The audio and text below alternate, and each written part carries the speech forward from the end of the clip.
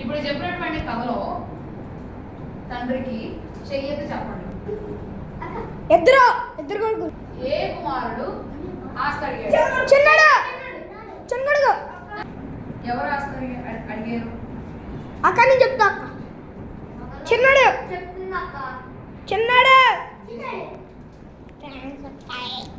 చిన్న కుమారుడు డబ్బు తీసుకున్న తర్వాత ఎక్కడికి వెళ్తా అన్నాడు? దేశానికి. Siddhu very good. అక్కడికి వెళ్ళినప్పుడు ఆ దేశంలో ఏమొచ్చింది? కరువు. కరువు వచ్చినటువంటి సమయంలో ఏ జంతువులు పంది. పందులు కాయడానికి వెళ్ళినప్పుడు అక్కడ ఏం తిందాం? పందక.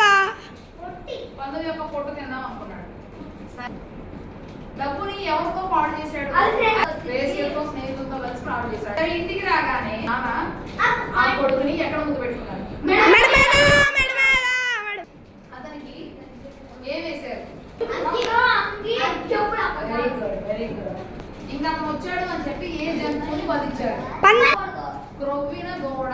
ఇంటి పెద్ద కొడుకు ఎక్కడ ఉన్నాడు? బయట పొలంలో ఉన్నాడు. ఆ తర్వాత రాగానే ఇక్కడ ఏం జరుగుతుంది అని చెప్పి పెద్ద కుమారుడు ఎవరిని అడిగాడు? పనిచేసేటువంటి దాసుని అడిగాడు.